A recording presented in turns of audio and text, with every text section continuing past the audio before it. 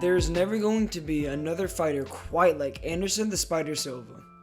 He is mostly regarded as one of the greatest of all time.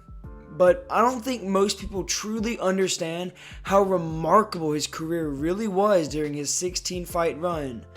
Anderson Silva had 14 finishes within those 16 fights. And the way he absolutely walked through almost everybody he fought was borderline magic. I believe he is not fully appreciated like he should be. So today I will be talking about some of his remarkable wins that don't get enough attention nowadays.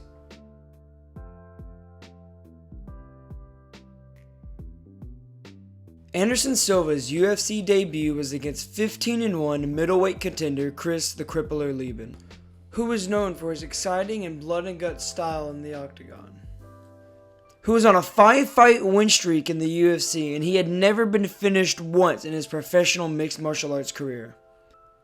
Anderson came in from the European organization Cage Rage as their middleweight champion. Anderson came into this fight as a slight favorite, but no one honestly expected the outcome that took place on that day. Anderson Silva proceeded to beat the ever-living shit out of Chris Lieben for 49 seconds straight until the fight was eventually stopped. Anderson landed 17 out of 20 significant strikes and knocked down Chris Lieben 2 times within those 49 seconds. Chris Lieben only landed 1 single strike in that fight. Anderson came into the UFC with a massive win and only gave his fans a taste of what was yet to come.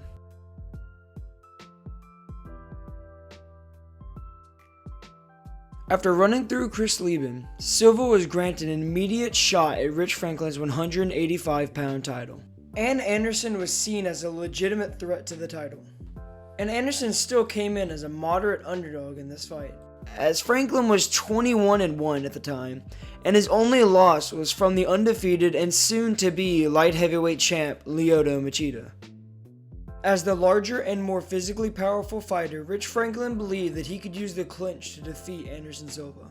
As soon as the clinch was initiated, Anderson immediately got a tie clinch on Rich Franklin and began to destroy his body with knees. Eventually, Silva decided to target the head and proceeded to shatter Rich Franklin's nose and TKO'd him within the first round and became the new middleweight champion of the world. Dan Henderson was an Olympic wrestler who transitioned into MMA in the late 90s and came into this fight as the Pride FC champ of the 185 and 205 pound weight classes. And he was coming off of a knockout win over Pride's 205-pound champion, Vanderlei Silva.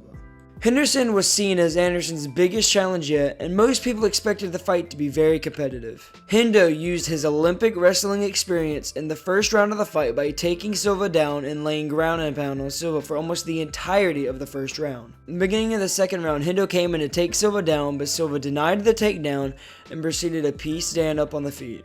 Hendo shot for another takedown and Silva stuffed it and ended up taking his back and began to soften him up until he was able to secure the rear naked choke finish.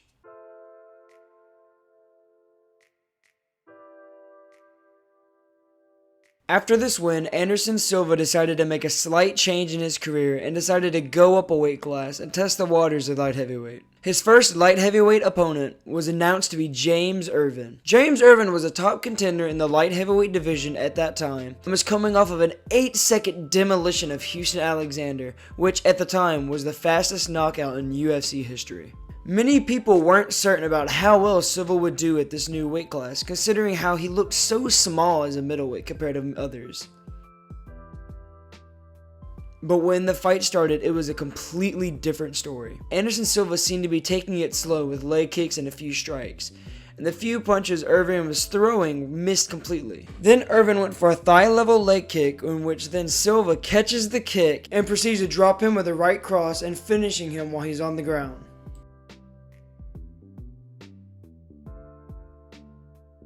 Silva landed 13 for 13 on significant strikes, while Irvin landed 0 strikes out of 3 attempts. In other words, Silva looked completely unstoppable. After a few more title defenses, Anderson Silva decided to move up in weight again and decided to fight Forrest Griffin, who had just recently been dethroned by Rashad Evans for the light heavyweight title. Anderson Silva came in as a minus 350 favorite into this fight, but most were still expecting the fight to be somewhat competitive. It was anything but competitive, as anytime Forrest went for a strike, Silva just effortlessly moved his head out of the way and tagged him with even harder strikes. In the words of Forrest Griffin, every fight I go into, no matter what happens, it couldn't be worse than Anderson Silva. Because that shit was a year ago, and literally every day, people ask me something about that. I wasn't going to bring that up at all. What happened? What happened? He punched you in the chin. Repeatedly. Yeah. And I was very confused. I tried to punch him. And he literally moved his head out of the way and looked at me like I was stupid for doing it. He looked at me like, why would you do such a stupid thing? He looked at me like, oh, did you really think you were going to hit me? What a stupid thing to think, you slow white boy. And then he punched me. And I felt embarrassed for even trying to punch him. I felt like some kid trying to wrestle with his dad. Forrest landed 3 out of 42 strike attempts, while Silva landed 13 strikes and accumulated 3 knockdowns before knocking Forrest Griffin out cold within 4 minutes. This leads me to believe that, honestly, I think that if Silva wanted to, he could have easily become the first ever champ in UFC history, just because of how easily he destroyed Forrest Griffin. I know MMA math doesn't work, but I fully believe if he would have fought Rampage Jackson while they were both champions, Silva would have finished him within the distance, either by submission or by flash knockout. Honestly, I don't believe Silva is the greatest of all time, but I do believe he had the greatest 16 fight run of all time. He dominated everyone he fought, and if it wasn't a domination, he still finished them anyways. And if it weren't for Travis Lutter missing weight for Silva's first title defense, he would have had a total of 11 title defenses, which would mean he would still be the number 1 in consecutive title defenses. All in all, I think Anderson Silva's career is very underrated. I know he tested positive once in his career, but I can't let that just destroy all the things he did before that. The way he destroyed Vitor and all the other things he did throughout his career, I just can't stand seeing people try to discredit this man's legacy. And honestly, I'm tired of how much disrespect he's been receiving recently.